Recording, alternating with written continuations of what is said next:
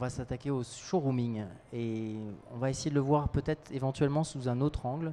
On va évidemment parler des problèmes qu'il pose aux retailers actuellement, mais on va essayer de voir s'il n'y a pas des opportunités cachées derrière le showrooming. Donc, avec moi aujourd'hui, Maxence Dissler, qui est le fondateur d'Improvise. Bonjour. Il va nous expliquer ce qu'est Improvise pour ceux qui ne le sauraient pas encore, si c'est possible. François Hanbick, donc de la société, de l'agence AKDV. Bonjour. Et Laurent Witt, qui est le Global Marketing Director de Nixdorf, Wincor Nixdorf. Bonjour. Voilà. Alors, en quelques mots, Improvise. En quelques mots, Improvise, c'est un spécialiste de la vente à partir d'écrans interactifs dans les lieux physiques. Donc spécialiste, nous on appelle ça le digital commerce, donc le commerce dans les lieux physiques qui utilisent les outils digitaux quels qu'ils soient. Voilà. Vous aidez le magasin à être connecté et donc à se digitaliser, comme on dit maintenant. Notre périmètre d'intervention est global, donc c'est aussi bien le magasin connecté, dont on a été les pionniers et les précurseurs en France, mais aussi tous les lieux où c'est intéressant de faire du commerce, les gares, les lieux de sport, les lieux de rencontres, il y a des endroits, des opportunités réelles d'être présent pour les marques et d'avoir une capacité de faire du commerce à partir d'écrans digitaux dans beaucoup de lieux, dans des hôtels. Au-delà de leur périmètre habituel en fait à l'origine. Donc voilà, nous notre périmètre global c'est le commerce à partir d'écrans digitaux dans le lieu physique. Effectivement, notre forte historique veut qu'on est très spécialiste du magasin, mais ça va au-delà. D'accord, merci. François Hanbick, AKDV. Alors AKDV est une agence de design qui a 12 ans, qui est spécialisée dans le retail. Donc nos clients sont des enseignes dans la distribution, dans la grande distribution et dans les services, les banques, les agences de voyage, les centres commerciaux et plus récemment dans le tertiaire. Voilà. D'accord. Laurent Witt. Alors moi je suis le plus vieux en fait, on a 40 ans chez Wincor, comme le code barre en fait, Ouais. nos 40 ans dans le retail. Donc on accompagne les agences bancaires et les magasins pour leur technologie. Historiquement en magasin la partie encaissement. Et de plus en plus en fait on intervient sur le parcours du consommateur. Et avec nos partenaires on conseille, on intègre et on déploie ces solutions-là en France et à l'international. Quel type de solution exactement, ou plus précisément? Alors, vous avez des solutions d'accueil, vous avez des bornes, vous avez l'étiquetage électronique, vous avez tout ce qui est logiciel et matériel pour passer en caisse, notamment les nouvelles caisses libre-service que vous voyez, ou l'utilisation du smartphone pour faire ses courses. Et puis de plus en plus, on va parler d'interactivité digitale, dont des écrans tactiles, des écrans d'affichage, tout ce qui va permettre en partie de lutter contre le showrooming, qui est notre sujet. D'accord. Alors le showrooming justement, le consommateur est connecté maintenant, il passe allègrement du mobile au web, il va sur le site e-commerce, prend une commande, fait sa comparaison sur internet, va sur le magasin éventuellement pour faire une dernière vérification et parfois justement commande en ligne. Et en fait, la peur pour tous, c'est effectivement que le magasin devienne un showroom, donc un lieu de présentation et plus un lieu de vente, et qu'il perde sa fonction première de commerce et de génération de CA. Donc par rapport à ça, vous qui côtoyez des retailers, je dirais au quotidien, comment l'appréhendent-ils? Qu'est-ce que vous entendez? Depuis combien de temps l'entendez-vous? Depuis combien de temps certains l'ont identifié? Alors si je peux me permettre, je vais commencer. Par rapport au showrooming, effectivement, il y a une vraie peur qui s'installe depuis quelques temps. C'est un sujet qui monte en puissance. Nous, on le voit très bien puisqu'on est assez proche de tout ce qui se passe. On regarde beaucoup ce qui se passe sur Internet. Le showrooming, de notre point de vue, c'est déjà quelque chose qui existe depuis la nuit des temps du commerce. C'est-à-dire qu'avant, quand on achetait chez un commerçant, on regarde chez un commerçant une télé par exemple, mais on va regarder chez son voisin, et puis chez son voisin, puis on va acheter là où c'est le mieux.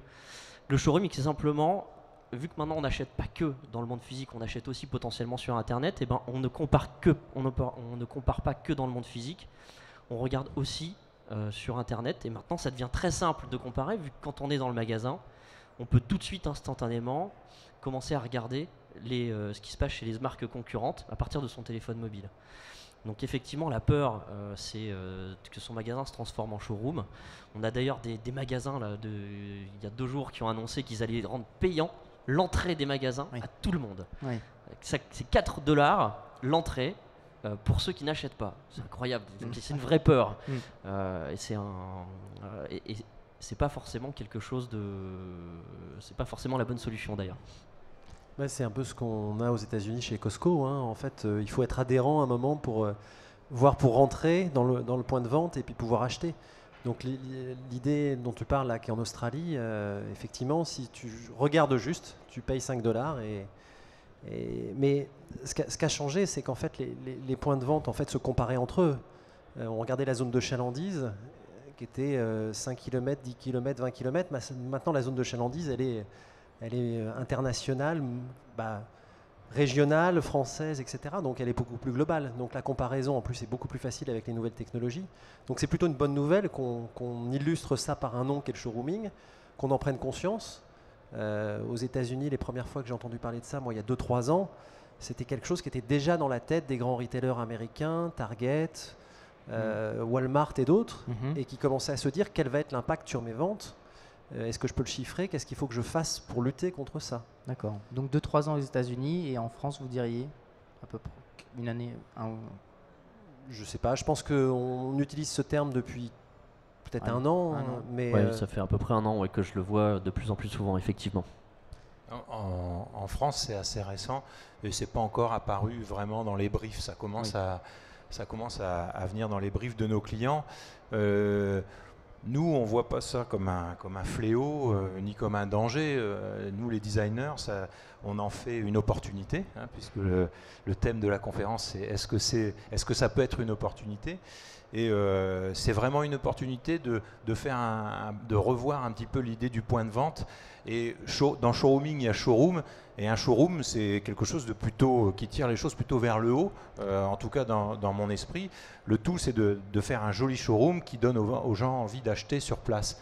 Et donc, on va, à travers le design, nous appuyer sur les différents leviers que Internet n'aura jamais, le contact physique, l'ambiance du point de vente, le côté olfactif par exemple. Ça, Internet n'y arrivera jamais. Vous avez vu Google Knows, oui. le gag du 1er avril. Il y a beaucoup de gens qui y ont cru, et ça traduit bien un rêve que les gens d'Internet ont, c'est de faire passer des sens, et nous, les points de vente, peuvent le faire encore. Donc nous, c'est plutôt une opportunité, et ça va nous donner, je le développerai après, mais quelques leviers pour être encore meilleurs, faire des plus beaux points de vente, et des choses qu'Internet ne pourra jamais faire. Voilà. Mais aujourd'hui, quand on regarde, c'est plus un risque. C'est-à-dire que ça va être une opportunité, j'espère, pour nous, fournisseurs de technologie, partenaires des retailers. Mais aujourd'hui, les chiffres que j'ai vus, moi, c'est Best Buy qui a estimé que c'est 20% de perte de chiffre d'affaires dans ses points de vente sur l'électronique. C'est Surcouf qui a disparu. C'est Virgin qui ferme sur les Champs-Élysées. C'est la Fnac qui perd 2% de chiffre d'affaires et 20% de marge et qui dit moi, dans mes points de vente, seuls 20 à 25% de mes articles sont achetés finalement et les clients, 75% des articles, ils ne les achètent pas. Donc aujourd'hui, c'est plus quelque chose qui est subi de la part des enseignes. Et effectivement, j'espère que c'est une opportunité. Et comme moi, je suis convaincu que le point de vente est la pierre angulaire du commerce, ça va l'être. Mais il y a un travail à faire pour que ça devienne une opportunité. Mais le travail ne viendra pas que des designers. Oui. Le travail viendra des vendeurs qui vont devoir devenir de vrais experts, parce qu'aujourd'hui, ce sont les clients les experts. Eux qui ont navigué sur Internet avant d'aller dans le point de vente, ils en savent souvent plus sur les vendeurs. Et je pense notamment aux vendeurs de voitures. Je ne sais pas si vous avez acheté une voiture récemment, mais vous êtes bien plus expert quand vous êtes décidé sur une voiture que le vendeur qui va vous la vendre. Donc il va falloir qu'eux aussi progressent et que nous, designers, on leur crée le cadre le plus propice à devenir les experts qu'on attend d'eux. Voilà. Donc ça serait pour l'instant une opportunité, un sursaut pour une remise en question et un changement. Complètement, oui. Sans référence à la politique. De votre point de vue, Maxence, le showrooming, quand vous proposez des solutions, qu'est-ce que vous essayez d'éclairer le retailer sur à quel niveau, sur quels critères? Déjà, on essaie de le rassurer. Le showrooming, c'est quelque chose qui a toujours existé, qui continuera d'exister. Il y a, en fait, la première chose qu'on dit, c'est qu'il y a différents types d'acheteurs. Il y a des gens qui viennent acheter un prix, il y a des gens qui viennent acheter un contact, une marque, il y a des gens qui viennent acheter une expérience, il y a des gens qui viennent acheter parce qu'ils sont contents d'acheter là, il y a des gens qui viennent acheter parce que c'est proche de chez eux. Il y a différents acheteurs et différentes catégories d'acheteurs. Celui qui vient acheter un prix, c'est celui sur lequel ce sera le plus dur de lutter avec le showrooming. Ça, c'est une certitude. Celui qui vient acheter un prix, de toute façon, c'est un maniaque de la comparaison des prix. Donc, de toute façon, il achètera là où c'est moins cher. Et il viendra en magasin comparer. Par contre, les autres qui viennent acheter autre chose, qui viennent acheter un confort, un plaisir d'une marque, qui sont pas trop regardants sur les prix parce qu'ils ont quelqu'un de souriant en face d'eux qui les conseille bien, ceux-là, les armes, on va dire, pour bien s'armer contre le showrooming, c'est effectivement d'avoir le même niveau de qualité d'information que ce qu'on peut avoir sur les réseaux comme Internet. Donc pouvoir avoir de la richesse de contenu à présenter, des gens qui soient bien formés, souriants, accueillants, ça c'est la base. Et souvent ce qu'on conseille, c'est pour éviter d'avoir à sortir son téléphone pour avoir de l'information, ce serait bien d'avoir des écrans en magasin où on a de l'information augmenter sur les produits qui ne sont pas forcément physiquement présents et qui vont pouvoir améliorer la connaissance des produits. L'expérience client. L'expérience client. Ce que de toute façon le client va faire tout seul sur son téléphone puisqu'il va chercher le produit sur Google et puis il va aller voir sur les forums ce que les gens en disent, etc. Donc l'idée de mettre des écrans, l'idée c'est de venir compenser et surtout canaliser, essayer de compenser ce besoin d'aller chercher de l'info en plus sur Internet. D'accord. Et de l'afficher clairement, en toute transparence. D'accord. Vous avez fait une différenciation entre les différents clients. Est-ce qu'il y a une différenciation à faire en fonction des produits? Le showrooming est-il un risque plus ou moins fort en fonction des types de produits? Ouais, on peut faire un peu de marketing, on peut s'amuser un peu, oui, parce qu'il y a le client, il y a différents comportements de clients. Quand on regarde un peu l'impact des nouvelles technos et du web, ce qu'on peut voir, c'est qu'en fonction des produits et des secteurs qu'on adresse, l'impact du showrooming peut être différent. On peut définir des critères d'ailleurs qui vont permettre de se dire est-ce que le fait de se rendre en point de vente pour acheter tel type de produit va être plus pertinent qu'un autre. Et donc on peut imaginer des critères et avoir des indices. Par exemple, on peut regarder la dématérialisation d'un produit. Un CD avec de la musique, c'est plus facilement dématérialisable que du textile. Oui. Il peut être échangé par Internet. Donc, il va être plus facilement, effectivement, et donc tout à l'heure, on a parlé de Virgin, il va plus facilement souffrir de ça. C'est un critère. Un deuxième critère qu'on va pouvoir identifier, ça va être le rapport entre le poids du produit et son prix. Un pack d'eau, ça fait 9 kilos, mais ça coûte quelques euros. Donc la capacité qu'on va avoir à le vendre sur Internet versus en point de vente va être différent par rapport à un iPhone qui va être léger et qui va coûter beaucoup plus cher. Donc le fait de l'envoyer, toute la partie logistique va être moins intéressante. Ça, c'est un deuxième critère. Et il y a 5 critères comme ça qu'on peut regarder, et en fonction des typologies de produits, on va se rendre compte que c'est plus ou moins pertinent de réorganiser son point de vente avec des produits qui vont être facilement ou pas mis sur une borne, parce que l'idée des bornes, c'est d'avoir de l'extension de gamme ou d'apporter un service à un client, du confort, etc. Mais il faut que ça soit complémentaire. En fait, il faut toujours penser ça en termes de complémentarité. Il faut penser ça en termes de vente et pas en termes de gadgets. Souvent, je pense, des expériences qui ont été faites, qui ont été malheureuses, c'est parce que c'était pour le côté show, le côté un peu image. Et là, derrière, on a du mal à trouver une rentabilité. Quand on va dans les pays anglo-saxons, on est beaucoup plus dans un axe de vente. Et là, on se rend compte que l'extension de gamme, le fait de pouvoir réserver des produits à l'avance, le fait de pouvoir apporter une vraie expérience différenciante ou un service complémentaire dans le point de vente, tout de suite, ça fait le gain de la solution. J'appuie et je renforce ce que tu dis. Je l'ai vu tellement de fois, d'enseignes qui achètent du gadget en fait, ou alors qui savent pas qu'elles achètent du gadget, mais au final ça se transforme en gadget. C'est effectivement pas le gadget qui gagne, c'est l'objet qui sert un usage et qui fait vraiment des ventes, qui va gagner dans le temps. Et effectivement, il faut surtout pas tomber dans ce travers de croire que c'est parce qu'on va passer par un écran qu'on va augmenter les ventes, etc. Et que on est bien dans des projets qui servent un objectif commercial et il ne faut pas perdre ça de vue, ça c'est clair. Donc j'appuie vraiment ce que tu viens de dire. Et tous les produits ne sont pas des bons clients pour être vendus à partir d'un écran. Tous les produits ne vont pas être impactés de la même manière par le showrooming. Et ça s'analyse effectivement. D'accord. Donc on a vu que il y a un intervenant hier qui disait qu'on n'a jamais mesuré le ROI du sourire de la caissière, mais qui était vraisemblablement très important. Donc l'accueil en fait partie, on l'a dit. Il y a aussi effectivement de pouvoir apporter des services complémentaires pour justifier quelque part le magasin. Et d'un point de vue agencement, alors est-ce qu'il y a des choses à revoir? Vous étiez venu l'année dernière sur la première édition, je me souviens, Oui. et on avait discuté de est-ce que les retailers innovent assez en termes d'agencement et peut-être que Vous parliez du sourire de la vendeuse, on va revenir sur le thème de la relation client, mais ce que nous, on peut apporter au design du point de vente, c'est de créer un lieu de confort, un lieu chaleureux. Si vous faites un lieu où les vendeurs ont froid, où les vendeurs sont mal installés, où ils ont la lumière dans les yeux, ils vont avoir du mal à sourire, ils vont avoir du mal à bien faire leur travail. Donc il faut qu'on crée le cadre le plus favorable, encore une fois, à cette relation client. Et le digital peut avoir un rôle primordial dans cette relation client.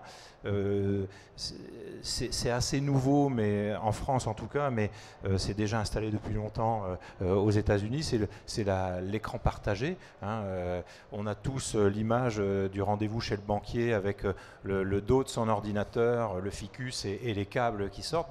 Aujourd'hui, ça c'est vraiment en train de changer. Et aujourd'hui, l'écran est partagé. On est dans une vente côte à côte. Que ce soit à la banque, que ce soit dans une agence de voyage, quand on visualise avec un client des produits plaisir, alors vraiment on ne parle plus de pack d'eau, là, Ouais. là on parle, je pense que la valeur ajoutée du point de vente, elle va être sur des produits à forte valeur ajoutée justement de plaisir, et le voyage ou des produits avec un grand enjeu comme des produits bancaires, on a besoin d'être rassuré, d'être près d'un client, et là l'écran partagé est une vraie opportunité de créer du contact avec son client. D'accord. Mais est-ce que ça veut dire du coup si ce sont uniquement les produits à forte valeur ajoutée ou majoritairement, ça veut dire qu'on exclut de cette réflexion au niveau agencement la grande distribution, les grandes surfaces qui vendent Sûrement pas, mais il faut... alors la grande distribution, ça ne sera jamais un grand plaisir d'aller courir les hypermarchés, parce que les gens aujourd'hui ont accès de plus en plus aux loisirs et tout ça, ils veulent passer le moins de temps possible. Mais c'est ce qui fait le succès du drive d'ailleurs. Voilà, le drive en est la preuve, mais le drive est aussi un moyen de déplacer des gens physiquement sur un point de vente pour qu'ils aient éventuellement l'opportunité d'aller faire du shopping. Donc la grande distribution, aujourd'hui, nous on travaille plus dans le plaisir, mais à travers de l'efficacité quand même. Il faut quand même que ça aille assez vite, il faut que les gens repèrent assez facilement leur achat, et qu'avec du cross-merchandising, on crée quand même du plaisir et de l'impulsion. Donc la grande distribution échappe pas à ça. D'accord. Pour rebondir sur la grande distribution, pour la dernière étude qu'on a fait en France sur les Français, la relation avec la grande distribution, on voit bien que les Français y passent de moins en moins de temps, notamment dans les grands magasins. Ils veulent moins attendre, ils veulent un parcours plus efficace. Et on voit bien que Internet et les nouvelles technologies ont mis une comparaison, ou en tout cas une attente plus forte que ce qu'elle était avant, parce qu'ils peuvent comparer. Donc ça oblige maintenant à tirer vers le haut, donc à faire des ambiances, effectivement, où on va rester moins longtemps, mais qui vont être plus chaleureuses. Et là, cette étude a montré aussi que le vendeur revenait en grâce. C'est-à-dire qu'à un moment, quand les nouvelles technologies sont arrivées, 2000-2005, on se demandait même s'il fallait encore des hôtesses en caisse et puis des vendeurs dans les points de vente. Là, ça y est, on commence à comprendre que effectivement, le vendeur et l'hôtesse jouent un rôle différent, un rôle de conseil, un rôle sur de la valeur ajoutée. On leur demande de faire autre chose, plus de compter l'argent, mais de s'occuper de la carte de fidélité, plus de partager leur expérience et d'apporter du conseil. Mais pour ça, il faut aussi qu'ils aient la connaissance. Et tout à l'heure, un de vous deux parlait de l'information à disposition du vendeur. Si on ne donne pas l'information à disposition du vendeur par de l'écran, par de la tablette, et qu'il est finalement moins bien informé que le consommateur qui vient en point de vente, et bien là, vous avez un écart, vous avez un souci, et votre vente, vous avez des difficultés à la faire. Bien sûr. Ouais. Sur la grande distribution, il y a aussi de la créativité à trouver pour capter les gens sur le point de vente. Nous, on a travaillé pour une enseigne qui s'appelle Match, c'est des supermarchés.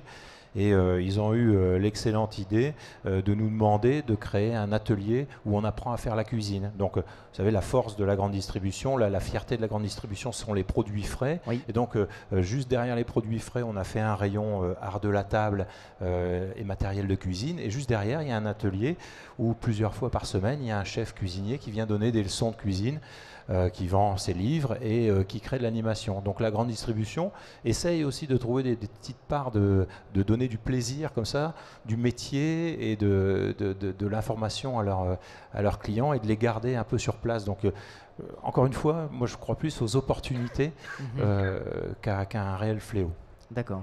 Donc quelque part, c'est ce que vous expliquez avec Match, c'est une extension intelligente de l'animation commerciale qui était juste quelqu'un dans un rayon. On passe à une étape supérieure pour essayer de revenir vers du loisir et du plaisir, quelle que soit la surface de vente en fait. Voilà, et de la valeur ajoutée. Ce que Internet, ce que seul face à votre écran vous ne pourrez jamais faire, les espaces physiques peuvent vous l'offrir, peuvent vous offrir la rencontre avec un expert, un chef cuisinier, et vous montrer qu'avec quelques produits achetés dans le magasin, on peut faire un repas merveilleux pour sa famille. Donc en fait, que ça soit à travers une expérience, par exemple, de cuisine chez Match. Donc là, c'est proposer une alternative à ce que ne pourra jamais faire le web. Oui. Ou alors à travers des écrans pour essayer de se rapprocher de ce que peut apporter l'expérience web dans son côté positif en ayant des écrans avec une information complémentaire. L'idée, c'est ça, en fait, pour contrer le showrooming. C'est entre... Qu'est-ce que vous... C'est ça, non mais c'est exactement ça. De toute façon, c'est faire la meilleure expérience possible en magasin. De toute façon, comme je le disais tout à l'heure, on ne luttera pas contre ceux qui cherchent un prix. Par contre, c'est compensable effectivement si on arrive à convaincre, à séduire, à rassurer, etc. Si on a un bon discours, qu'on est accueillant, qu'on est souriant, qu'on a une bonne expérience en point de vente, qu'on a un bel agencement, qu'on a des bons produits, qu'on a une belle expérience, effectivement, qu'on arrive à faire des animations intéressantes, oui. C'est comme ça qu'on fait des belles ventes, de toute façon. C'est parce qu'on a de l'achat plaisir. L'écran ne va pas mettre une distance supplémentaire. Je parlais tout à l'heure de la vente côte à côte. On vient de mettre en place dans une banque, la Banque Populaire Rive de Paris, sur les grands boulevards, un système d'écran où on peut rencontrer son conseiller via un écran. C'est-à-dire que à l'entrée du point de vente, on a le trombinoscope de tous les conseillers et en téléchargeant une petite application avec un QR code, on peut prendre rendez-vous directement avec un des conseillers. Donc là, l'écran a pour vocation à créer un lien et un rendez-vous physique avec le conseiller. Donc nous, on pense que l'apport du digital doit apporter autre chose que ce que le smartphone en solo apporte. Voilà. Je complète ce que vous dites, c'est tout à fait exact. On était au NRF là, au mois de janvier, le grand salon du retail américain. Quand on voit, par exemple, dans un point de vente Nike, qu'ils ont créé une communauté sur Internet, qu'un certain nombre d'utilisateurs, de coureurs ont un petit bandeau qui permet de capter les informations de course, etc., que c'est partagé sur un site web, une communauté, et qu'en fait, en point de vente, le vendeur se sert de cette communauté pour aider à vendre le bandeau, et ils organisent des soirées spéciales où ils font des compétitions qui permettent de mettre en avant des produits nouveaux, des produits particuliers, et ils créent une communauté, et physiquement, le point de vente incarne cette communauté. Ça marche très bien. Vous allez à côté voir un retailer canadien, Lululemon, qui dans ses points de vente, tout est sur rail et tout est sur roulette, je voulais dire. Et tout peut s'enlever et ça fait une grande salle dans laquelle vous avez des séances de yoga plusieurs fois par semaine, magasin fermé. Vous apportez un service complémentaire et vous pouvez derrière proposer la vente de services complémentaires. Et donc là, on est vraiment dans une ambiance, dans un design qui convient à cette ambiance. Et en fait, chaque secteur, chaque magasin va inventer, va créer avec de la techno ou pas de techno, des idées pour effectivement apporter une nouvelle expérience d'achat. Effectivement. Alors, j'ai une question par rapport à ça. Ça fait beaucoup d'améliorations à apporter en termes de coût. Est-ce que c'est à la portée de tous les retailers? Bah oui, parce que j'ai justement le digital coûte moins cher que des travaux. Plutôt que d'agrandir son magasin et de payer 400 000 € de travaux pour rajouter un étage ou acheter le voisin, etc., pour agrandir son espace de stock, mobiliser de la trésorerie, des produits qui sont parfois chers comme des téléphones, etc., surtout quand ils sont volumineux, bah, potentiellement des écrans c'est une bonne solution pour pallier à ça. Et c'est justement quelque chose qui est beaucoup plus accessible que des coûts de travaux qui sont parfois justement impossibles. Souvent, moi, quand je parle à mes clients du digital commerce, c'est donner la possibilité de faire des ventes impossibles. C'est des ventes de toute façon vous n'auriez pas pu les faire. Voilà. C'est rendre possible des choses qui étaient de toute façon pas possibles, parce que votre lieu est sous contrainte, d'une contrainte de place, d'une contrainte d'espace, vous devez faire avec. Et une manière de compenser, c'est d'utiliser des écrans pour faire ce que vous voudriez faire mais que vous ne pourriez pas faire. Parce que vous êtes dans un espace de vente pour les enfants, vous avez envie de vendre des balançoires, mais vous avez que 100 mètres carrés, vous n'avez pas de jardin, enfin d'espace en extérieur, et vous avez envie quand même de pouvoir vendre une marque parce que ça vous avez envie de le faire, et vous avez une légitimité, une crédibilité à le faire. Utilisez des écrans pour essayer de le faire. Vous voyez si ça fonctionne. Ça évite d'avoir à faire des travaux, ou tout simplement des fois c'est pas possible. Voilà. D'accord. Et là on apporte un service. Éviter les travaux. Non, le digital a un certain coût et dans le budget d'un magasin, c'est quand même pas négligeable. Hein, mais encore une fois, il se substitue pas forcément à une offre produit, mais il faut qu'il apporte quelque chose d'autre. Donc, encore une fois, ce que Internet ne dira pas, parce que les gens qui vont sur Internet vont aller comparer des prix. Hein, la première chose qu'on fait, c'est on va voir des prix.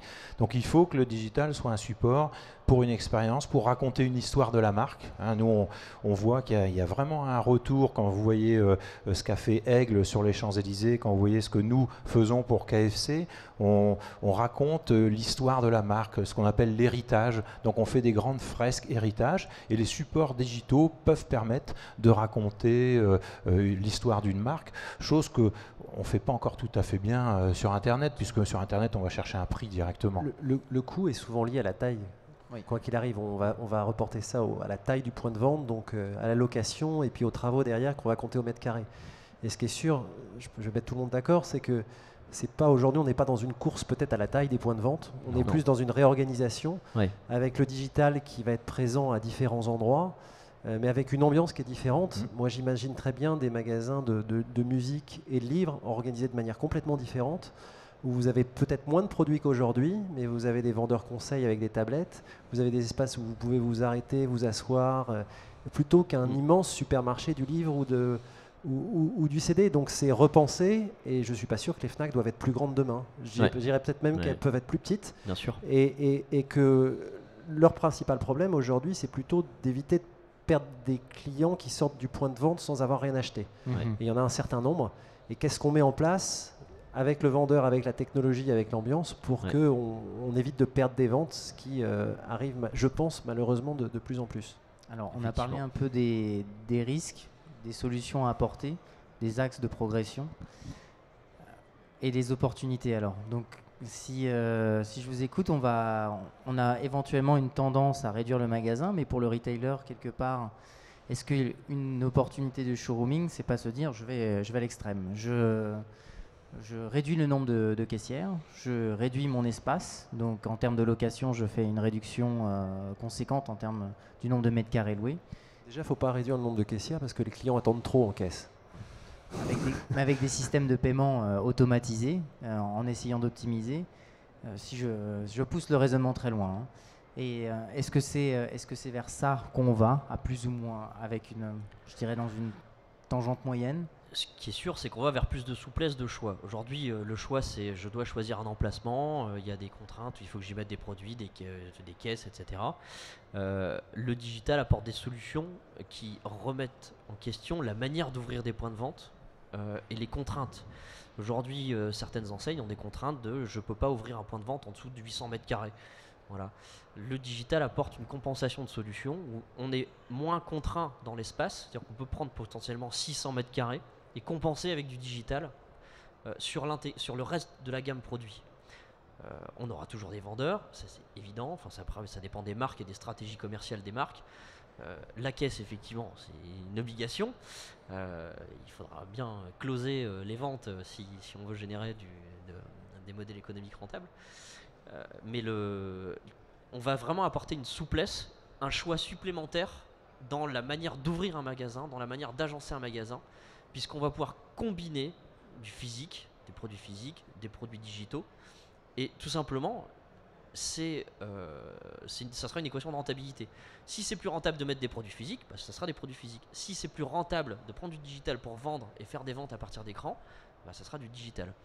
Et c'est déjà le cas dans certaines enseignes qui ont des rayons entiers qui sont commercialisés à partir d'écrans digitaux, parce que ça coûterait trop cher d'avoir les produits en magasin, pour des raisons de logistique, pour des raisons de place, pour des raisons de mètres carrés linéaires. Et effectivement, c'est juste une souplesse en plus. D'accord, donc les écrans vont apporter cette opportunité-là, de pouvoir avoir une gamme d'offres plus grande. C'est comme ça qu'il faut le voir plutôt. Oui, les écrans sont là pour remplacer les produits placards, ce qu'on appelle les produits placards, les produits qu'on connaît, les bouteilles d'eau, l'huile, tout ça.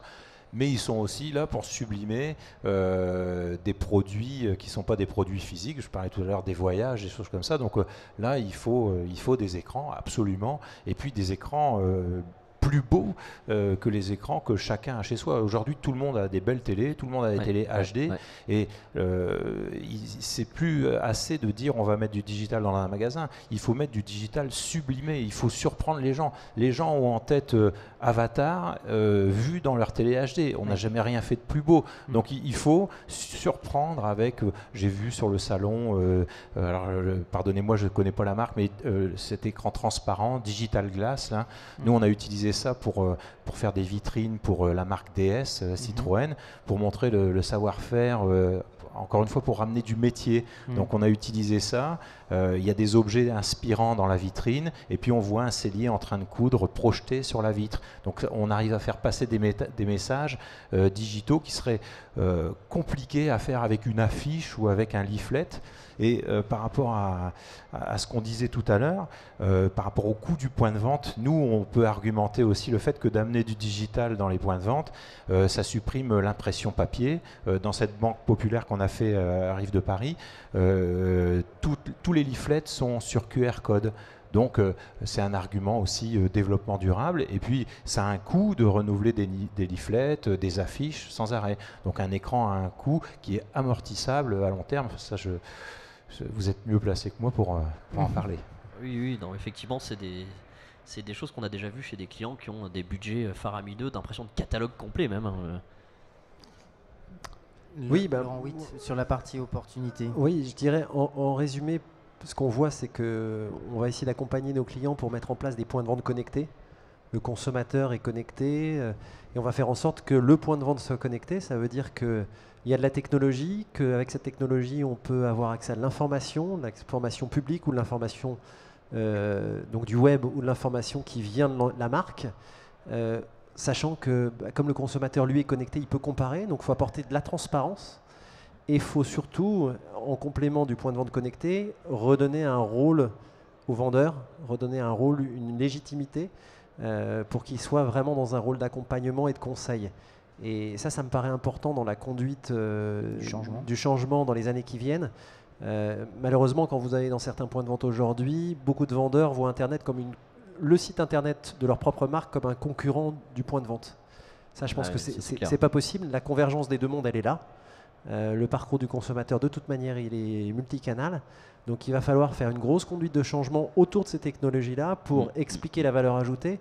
Je vois, on l'a fait dans le passage en caisse. Quand on a démarré le passage en caisse et toutes les caisses libre-service, qu'on appelle les caisses automatiques, on avait beaucoup de gens, beaucoup d'idées préconçues sur ça va supprimer du travail, ça va déshumaniser le point de vente, et on voit en fait que c'est complètement complémentaire, que les hôtesses qui ont bien compris l'intérêt poussent cette solution-là aux consommateurs et que ça apporte du choix dans le passage en caisse et ça permet de fluidifier. Je pense qu'il y a une énorme... Et ça fait déjà 8 ans qu'on y est. Donc il y a une grosse conduite de changement à apporter autour de ces technologies-là, autour de la façon dont on les appréhende, comment on accompagne le consommateur. C'est pas parce qu'on met une borne que le consommateur il va être tout seul devant. Quand vous allez en Angleterre ou aux États-Unis, le vendeur très rapidement, il va avec le consommateur sur la borne, il le guide. Et du coup, il lui explique. Et la fois d'après, s'il ne vendrait pas là, le consommateur, il est tout seul sur la borne et ça se passe très bien. Ouais. Et ça valorise d'ailleurs le rôle du vendeur plus que le dévaloriser. Le consommateur ne se dit pas demain, je vais aller dans un magasin sans vendeur. D'ailleurs, le consommateur, avec toutes les informations qu'il a aujourd'hui, il a besoin justement du vendeur pour se rassurer, pour être sûr que ça correspond à son besoin. Donc, point de vente connecté et le vendeur au centre de la relation, ça va permettre effectivement de lutter contre le showrooming. D'accord. Une petite question pour AKDV. Est-ce que justement, avec les changements qu'on va avoir, est-ce que vous pensez que les retailers vont oser plus pour justement justifier le point de vente? Il faut lui redonner toute son identité de marque. Vous parlez de raconter une histoire. Est-ce que pour vous, c'est là l'opportunité d'avoir des agencements un peu plus osés? On avait parlé l'année dernière que certains innovaient pas assez. Oui, c'est une vraie opportunité de le faire. Vous sentez un changement, une envie vraiment dans les briefs? Bien sûr, regardez les pop-up stores qui ouvrent.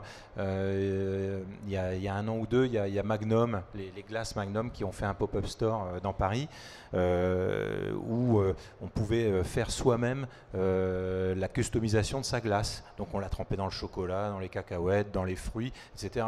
Là, les gens ont vécu une expérience et il y avait en plus de ça une expérience digitale qui se passait au sous-sol, mais c'était surtout l'idée de ne pas se contenter de vendre des glaces, c'est d'apporter une expérience. Donc oui, bien sûr, il faut que dans tous les briefs de nos clients maintenant, il y ait la chose qui va faire que le point de vente va créer un souvenir et qu'on va dire à ses amis, il faut absolument que tu ailles voir tel point de vente parce qu'il y a cette expérience-là. Elle peut être soutenue par du digital, mais elle peut être soutenue par un vendeur, par un intervenant, par l'apport d'un autre service. Il y a des boutiques qui intègrent maintenant des restaurants, il y a des Nike qui a créé un studio où on fabrique soi-même et on personnalise ses chaussures. Donc, et ça, on pourrait le faire sur Internet, mais c'est tellement plus sympa de le faire dans le point de vente. Donc, et de le visualiser. Donc ça va pousser vraiment nos clients, je pense, à être créatifs et par la force, à nous, à l'être encore plus. Je vous arrête un instant, toutes les marques que vous avez citées sont étrangères. Est-ce que les retailers français font quelque chose? Non. Pas assez à notre goût en fait. Écoutez, regardez ce que font nos banquiers, enfin, regardez ce qu'a fait BNP Paribas, place de l'Opéra, allez voir le projet qu'on a fait sur les grands boulevards pour Banque Populaire. Je suis d'accord avec vous, les banquiers sont en train d'innover parce que l'image de la banque est pas trop mauvaise, mais les Français ne rentrent plus dans les banques, hein, donc ils ont un souci de faire rentrer les Français dans l'agence bancaire, mais ça reste des points de vente disons phare ou pop-up, c'est-à-dire ça ne transparaît pas l'ensemble du réseau aujourd'hui. C'est-à-dire que ça reste des points de vente ou des agences bancaires isolées. Ouais, mais l'idée de ces points de vente isolés, c'est de créer des habitudes qui vont être ensuite reprises en partie ou en totalité dans le réseau. Moi je plaisantais, hein. Il y a quand même quelques retailers qui bougent en France et heureusement, mais c'est vrai qu'on étonnamment autant sur l'innovation, sur la partie technologie, je pense qu'en France, on a même une longueur d'avance par rapport à beaucoup d'autres pays sur la partie digital commerce, digital en point de vente, etc. Enfin, on n'est pas en reste, on n'a pas à être jaloux. Par contre, effectivement, sur la partie accès au marché, démarrage du marché, etc., oui, c'est un peu plus long que dans d'autres pays. Ouais. On a effectivement des early adopters, des gens qui font beaucoup de tests d'innovation, mais ça met plus de temps par rapport à d'autres pays pour bien avancer. Mais néanmoins, oui, on a quand même qui font des tests et ça avance, hein, c'est indéniable. Ça pousse même de plus en plus fort. Hein. Vous qui avez une vision internationale. Oui, alors juste pour compléter sur l'agence bancaire, ce qui fait que c'est en train de bouger dans l'agence bancaire, c'est qu'il y a des cartes qui sont en train d'être rebattues complètement avec des coûts de structure, des coûts d'agence qui sont différents, une séparation des deux mondes, ce qui fait qu'ils sont obligés de bouger les banquiers là. Et donc du coup ils réinventent une agence bancaire avec des nouveaux concepts et ils vont être obligés de bouger. Je ne sais pas dans quelle mesure, et ça c'est à discuter avec chacun de nos clients un par un, dans quelle mesure ils sont obligés de bouger. Est-ce que c'est à 1 an, est-ce que c'est à 5 ans, est-ce que c'est à 10 ans? Et là ça va dépendre de ce que vous vendez. Et là je reviens sur la web perméabilité des produits. En fonction de ce qu'on va vendre, on va, je pense, bouger plus ou moins vite d'une enseigne à l'autre, et c'est ça qui fera la différence. Votre question, c'était sur l'international. Oui. Alors après, par exemple, par rapport au digital, on sait que les anglo-saxons sont plus sensibles en termes de budget IT, aux investissements sur la techno. Et on voit bien, quand on discute avec nos collègues anglais, que les investissements qui sont faits sur des écrans aujourd'hui et les moyens qui sont mis en œuvre sont très importants. Vous prenez des groupes dans le bricolage, par exemple, où vous avez des projets de déploiement de plusieurs centaines d'écrans tactiles, multitouch, pour apporter du service en point de vente autour du conseil. Et ce n'est pas le cas encore aujourd'hui en France. Et pourquoi sont-ils plus sensibles? Quels sont les critères qui les font bouger?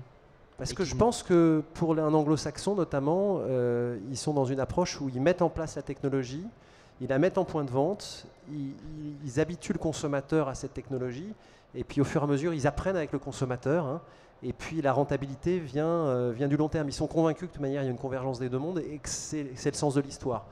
En France, aujourd'hui, on est plus, et compte tenu de la situation économique, dans une démarche où avec nos clients, on va chercher un retour sur investissement. Et c'est pas facile à prouver, ça demande des changements d'habitude, etc. Donc il y a une prise de risque, c'est évident. Et donc c'est peut-être cette petite différence de mentalité qui fait que le démarrage ne se fait pas de la même manière. Ah, le français est très bon sens paysan, hein. Il est près de ses sous, effectivement, et il veut voir la preuve. Oui. Il veut voir que ça marche. Mais comment peut-il avoir la preuve alors? Il faut bien qu'il se lance. Oui, effectivement, mais alors ça c'est un autre débat, c'est une très bonne question. Et la meilleure façon de faire, c'est d'être hyper pragmatique, empirique. Aujourd'hui, le problème n'est pas un problème technologique, ni logiciel, ni informatique, ni tout ce que vous voulez. C'est comment faire des ventes à partir d'un écran et comment faire une bonne expérience en magasin. Et surtout, comment faire quelque chose où on prouve que ça a un intérêt pour le consommateur qui développe les ventes, qui permet de faire des ventes impossibles. C'est la seule chose qui est importante aujourd'hui. Et si aujourd'hui on veut lancer le marché français, de toute façon c'est la meilleure façon de procéder, c'est d'aider les enseignes à passer ce premier cap, de les aider à faire la preuve par l'expérience d'écran qu'on leur met dans les magasins, de la valeur ajoutée que ça va leur apporter, par la preuve qualitatif, quantitatif. On va mesurer des ventes qu'on fait sur tel produit, sur tel autre, sur telle gamme, tel segment, tel endroit du magasin, qu'est-ce qui marche mieux plutôt qu'un autre, apporter un lot de preuves, ce qui fait qu'un décideur va pouvoir apporter à sa direction, non pas un projet avec une foultitude de questions sans réponse, mais un projet construit avec du quantitatif, du qualitatif, des preuves, du chiffre et une projection de modèle économique et de business plan. Alors, je me souviens que vous étiez venu l'année dernière avec Toys R Us. Et concrètement, par exemple, qu'est-ce qui les a, eux, décidés à aller vers les écrans? C'est marrant que vous dites Toys R Us en fait. En fait, c'était qui que jouait, mais Toys R Us c'est. Oh la vache! Toys R Us c'est pas très loin de nous en fait. Vous avez bien deviné. Qu'est-ce qui fait que King Joue a déployé? C'est la chiffre d'affaires, hein, tout simplement. Hein. Aujourd'hui, c'est un de nos clients qui achète de la performance commerciale chez nous et pas de la techno. En l'occurrence, en moyenne, et là je parle de chiffres publics, c'est 5% d'augmentation de chiffre d'affaires par magasin, sachant qu'on a certains magasins, aujourd'hui on a une 30 ou quarantaine de déployés en France.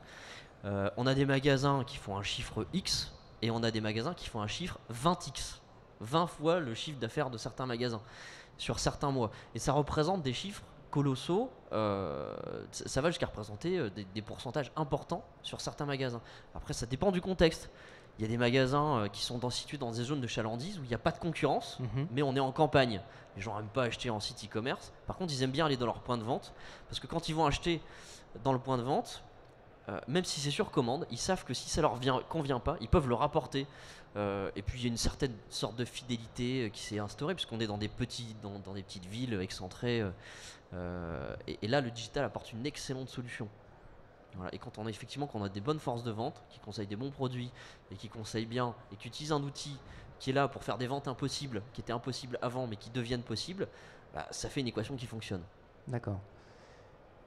On va en arriver plus ou moins à la conclusion. Qu'est-ce que vous pensez quels seront les champs d'innovation et les champs d'amélioration dans le futur pour les retailers pour essayer de contrer le showrooming? Qu'est-ce qui va venir en premier? Vers où devrait-il aller? Moi, je voulais citer Marks & Spencer, qu'on accompagne aujourd'hui à l'international sur ce type d'écran. Donc, on parlait d'écran interactif. Marks & Spencer, une marque internationale qui était partie de France, qui est revenue. Par exemple, on voit bien sur les Champs-Élysées, on a installé ce type d'écran ça donne accès à 80% du catalogue qui n'est pas montrable sur un magasin comme les Champs-Élysées. Et quand on rapporte ça au chiffre d'affaires, le magasin des Champs-Élysées, au global, est un des magasins les plus rentables aujourd'hui de Marks & Spencer. Bah, pas le plus rentable, qui fait le plus gros chiffre d'affaires au mètre carré. Donc, ce qu'il faut voir, et ça, ils l'ont déployé dans le monde entier. Et donc, ce qu'il faut voir, c'est qu'il y a effectivement, quand il y a un bénéfice, quand il y a une performance commerciale derrière, que ça permet d'éduquer le consommateur au site web, que ça lui permet une entrée, qu'il y a une cross-canalité, ça fonctionne. Pour savoir ce qui va se passer demain, c'est pas facile. Ce qui est sûr, c'est que technologiquement, je pense qu'il y a aujourd'hui toutes les briques qui sont là. Il n'y a pas de souci. Il y a, je crois, un gros travail de notre côté à faire avec nos clients de conseil, d'essayer de comprendre les écarts qu'il y a entre les attentes des consommateurs et ce qu'ils ont aujourd'hui en point de vente. Et ça, aujourd'hui, je ne suis pas sûr qu'on le mesure bien. En tout cas, nous, on a des idées, nos clients en ont d'autres. Et je pense qu'il faut vraiment qu'on travaille en partenariat pour identifier ces écarts. Et quand on le fait, on se rend compte souvent qu'il y a une différence entre ce qu'on voyait au début et ce qu'on voit après quelques semaines de tests. Donc voilà, il faut apprendre ensemble. Ouais. Et là, on est vraiment dans de la personnalisation. Et puis après, c'est des briques technologiques. Et les briques technologiques, à 80%, je dirais elles sont là. Elles sont là et puis elles existent. Et ça sera quasiment les mêmes. Hein. Ça sera une tablette, ça sera un smartphone, ça sera un écran avec du contenu. Dans la mesure du possible, il faut faire en sorte qu'il existe déjà, pas le recréer spécifiquement pour le magasin. Je pense qu'il faut arrêter de faire du silo. Oui. Et là, on arrivera à avoir des projets qui sont avec un retour sur investissement, et donc on verra des déploiements. Moi, je rêve de magasins du futur où il n'y a plus de technologie, puisque la technologie, on l'a tous sur nous maintenant.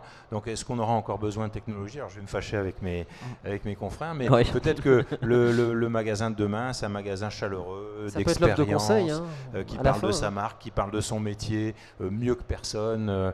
Et puis, c'est simplement un vrai complément du web. C'est pas un concurrent. Ils ne sont pas concurrents. Ils sont compléments. Faut que le magasin de demain fasse tout ce que le web fait pas, c'est tout, et le fasse vraiment bien. Il faut que la marque en fait se réaffirme en fait en magasin quelque part. C'est ce que font les marques. Elles vont chercher un petit peu dans le passé, elles vont chercher à montrer quel est leur vrai savoir-faire. Hein. Ce ne sont pas que des distributeurs, ce sont des gens qui ont un métier, qui ont choisi des produits, qui ont une façon de les vendre, qui ont des services en magasin. Moi, j'adore aller en magasin parce que les choses, on les a tout de suite. Et je commence à voir des choses apparaître. Hier, j'étais dans un magasin de bricolage. Je lève les yeux au plafond. Il y avait un choix de luminaires extraordinaire. Et je commence à voir des étiquettes apparaître sur le luminaire disponibles sous 5 semaines. Ça, c'est surtout ce qu'il ne faut pas faire. Il faut que dans le magasin, les choses soient immédiates, qu'on puisse ramener les produits, qu'on puisse acheter comme un enfant gâté, acheter les choses et repartir tout de suite avec. Internet nous donne un délai d'achat. Hein. Quand on commande aussi rapide ce soit-il, il y a au moins 24 heures. Quand on commande une montre sur Internet, c'est 24 heures. Moi, quand je vais acheter une montre dans un magasin de montres, je l'ai tout de suite. Donc, il y a aussi de l'immédiateté. Encore une fois, c'est le contact, c'est tout ça. Et le magasin de demain, il doit renchérir là-dessus. Donc, il doit, quand il présentera quelque chose, selon vous, il doit avoir cet objet en stock. Moi, je pense. Ouais. C'est une obligation, sinon ça sera sur l'écran. Alors moi j'ai un avis un petit peu plus mitigé, un petit peu plus différent. Je respecte par contre entièrement. Hein. Pour moi le magasin de demain c'est pas forcément tout ce que le web ne fait pas et tout ce que le magasin fait, c'est la conjugaison parfaite entre tout ce que le magasin sait faire et ce que le web sait faire. C'est la conjugaison des forces des deux, c'est la vente de produits qui sont physiquement présents, mais aussi la vente de produits qui ne sont pas physiquement présents. Et c'est cette conjugaison-là qui est gagnante. Et pour moi, c'est effectivement ça le magasin du futur, parce que c'est le service à l'état pur du client qui vient.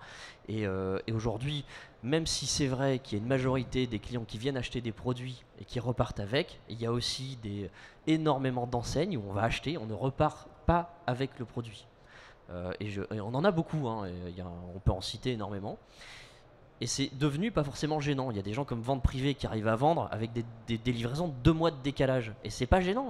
On peut pas dire que Vente Privée est un modèle qui ne réussit pas. C'est impossible, ça serait se mentir. Aujourd'hui, il y a effectivement des gens qui achètent et qui veulent partir tout de suite. Mais il y en a d'autres, c'est pas forcément embêtant. de repartir avec les mains vides, mais on sait qu'on sera livré un peu plus tard. Parce qu'on a eu un service en plus, parce que le produit n'était pas là, parce que tout ne peut pas être là, parce qu'il y a des contraintes qui font que les espaces ne peuvent pas accueillir tous les produits, même en termes de trésorerie, ça serait impossible. Par contre, on a été bien conseillé sur un produit, c'est celui-là que je veux acheter. Bah, faites-le moi livrer chez moi. Voilà, moi j'ai décidé, je m'en fous de savoir si c'est dans un mois, dans 2 mois. Le magasin dans de 3 demain jours. doit donc offrir tout le panel de possibilités en termes de commandes et d'offres. C'est la conjugaison, et c'est donc mieux que le e-commerce, puisqu'on a l'humanisation, les produits et le service d'Internet. Donc c'est la conjugaison des deux mondes. Voilà. Très bien. C'est ça, il a le dit, c'est le point de vente connecté. C'est la convergence des deux mondes et il faut offrir du choix. Donc là, on parlait de choix. J'ai le choix sur Internet. Il faut que j'ai le choix en point de vente de trouver tout ce dont j'ai besoin. Et comme le point de vente n'est pas extensible, la technologie permet d'avoir cette extension maximum, en plus de l'expérience d'achat. Donc c'est pour ça qu'on pense que le point de vente est la pierre angulaire et qu'il a vraiment une carte à jouer là-dedans. C'est que de toute manière, sur Internet, vous n'aurez jamais la totalité de l'expérience que vous pouvez avoir dans le point de vente physique. J'avais un bon exemple, c'est que dans une agence de voyage, on repart rarement avec le voyage dans son sac en fait. On repart avec quelque chose qu'on a acheté, mais on part pas. Le voyage, c'est peut-être dans un mois, dans une semaine, etc. Mais on a acheté un voyage, voilà. D'accord. Est-ce que je prends une ou deux questions dans la salle? Et dans ce cas-là, il me faudra un petit micro à chef. Est-ce que déjà il y a des questions? Oui, peut-être une question.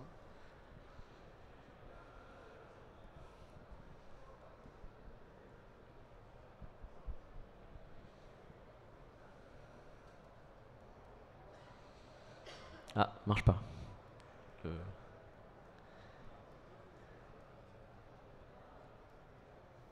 Est-ce que ça... Oui, ça marche. Bonjour. Ah, oui. Il y a aussi une autre opportunité qui est le fameux click and collect, de commander sur Internet et de pouvoir aller le chercher en magasin et générer d'autres opportunités d'achat. Qu'en pensez-vous? Moi, je pense que c'est vraiment bien. C'est vraiment là, la boucle est bouclée et c'est astucieux d'obliger les gens à venir rechercher en magasin parce que on va leur offrir la facilité de pouvoir acheter chez eux, dans leur fauteuil, face à un écran et de pouvoir comparer les choses. Par contre, ils iront dans le point de vente et là, ils vont vivre l'expérience, la relation client. Donc ça peut être une forme d'harmonie entre l'Internet et puis le point de vente physique. Il y a Target qui a fait... il y a aussi, moi je voudrais revenir sur une notion d'exclusivité des produits. On peut aussi, sans aller jusqu'à faire payer les gens dans les points de vente, mais les obliger à aller dans les points de vente et se dire que dans le point de vente, il y a une exclusivité de produits. Target a sélectionné des jouets qu'on ne peut acheter sur Internet que dans le point de vente. Donc ces jouets ont un QR code et il faut aller dans le point de vente pour les sélectionner et les commander depuis son smartphone. Donc c'est une façon un petit peu astucieuse et obligée. C'est un peu la chasse au trésor. Ouais, c'est ça. Et sur Internet, on a tout. Eh bien, ce qui est bien, c'est de retrouver un peu d'exclusivité dans les points de vente. Bien sûr. C'est aussi une possibilité d'augmenter le panier. On a fait une commande sur Internet, on va la chercher en magasin. Et ben, si en magasin on a un bon accueil, un bon vendeur, potentiellement on va générer des ventes additionnelles. Et ça, c'est du constaté, du vu. C'est pour ça que ça marche. Oui, tout à fait, ça a été constaté. L'ensemble des enseignes vont venir au click and collect d'une manière ou d'une autre. Lacoste est en train de le tester pour du pré-essayage. Tout le monde va y venir et tous ceux, je pense, qui ont fait le test, se rendent compte que ça génère du trafic et ça permet d'offrir un service qui répond aux attentes. Monsieur Étienne Duro, IPM France. Je rebondis sur ce que vous aviez dit tout à l'heure sur le fait qu'il faut être émouvant en magasin, montrer des grands écrans, etc. C'est vrai aussi, d'autre part, ce que dit Maxence, c'est qu'on a beaucoup de technologies disponibles aujourd'hui. Mais je pense, et je voudrais avoir votre avis là-dessus, c'est qu'il y a eu beaucoup de démonstrations avec des Kinect, des écrans transparents, beaucoup de choses. Et je pense que tout ça, c'est notre expérience, fait que les distributeurs sont vraiment perdus devant toute cette offre un peu compliquée, un peu disparate. Et ce que cherchent les distributeurs, quand même, c'est la qualité, les prix, bien évidemment, pour que ça soit rentable, quelque chose qui marche bien, vraiment, quoi. Et pas forcément tomber dans le gadget. Ce qui est sûr, moi, ce que je vois, c'est que si une technologie est trop compliquée et que le consommateur, en 10 secondes, n'a pas compris comment ça marchait, c'est foutu. Donc, si c'est pas simple, ça marche pas. Après, il faut que ça soit fiable. C'est comme n'importe quoi, si une fois sur deux, quand vous y allez, la board ne fonctionne pas ou c'est trop lent, etc., vous n'avez pas d'adoption. Ouais. Troisièmement, il faut que ça soit bien vendu dans le point de vente. Et il faut que, à la rigueur, il faut que les premières personnes qui adoptent la technologie soient le personnel dans le point de vente. Puisque quand on va tester la technologie, le consommateur, il parle avec le vendeur, et si le vendeur a une mauvaise image de la techno, vous êtes vendra foutu. mal. Voilà, il y a peut-être d'autres critères à respecter, mais moi j'en vois au moins 3 qui font que, du coup, comme un certain nombre d'expériences qui ont été menées ne respectaient pas ces 3 critères, bah vous avez ce que vous dites. Ouais, on va prendre une dernière question s'il y en a une. T'as pas le droit de répondre, je ne répondrai pas, écoute Étienne, tant pis. Est-ce qu'il y a une dernière question? Je sais bien. Non, moi j'ai pas de questions. Tu as peut-être un complément de réponse alors dans ce cas-là. Non, moi, en fait je connais très bien Étienne, donc c'est marrant parce qu'on discute beaucoup de ce marché-là. Et effectivement, dans nos discussions, nous c'est quelque chose depuis 3 ans, on a rencontré peut-être une 60aine d'enseignes, c'est quelque chose qu'on a constaté, mais avec une évidence incroyable. Il n'y a aucune enseigne qui s'est achetée aujourd'hui parce qu'il est totalement perdu devant la technologie, devant l'usage. Qu'est-ce qu'il faut faire? Est-ce qu'il faut acheter sur tablette, sur mobile, sur borne, quoi, pourquoi, comment? Est-ce qu'il faut que je me connecte avec mon système e-commerce, mon système de feed, ma caisse, mon système SAP? Enfin, il y a tellement de questions sans réponse, c'est incroyable. Ils savent pas acheter, c'est pas possible. Aujourd'hui, la meilleure façon de faire, enfin de manière universelle, ce qu'on a constaté, le dénominateur commun, c'est réussir à faire la preuve qu'on arrive à faire des ventes et à générer de la valeur ajoutée et qu'on arrive à sortir du gadget. Voilà, et ça c'est.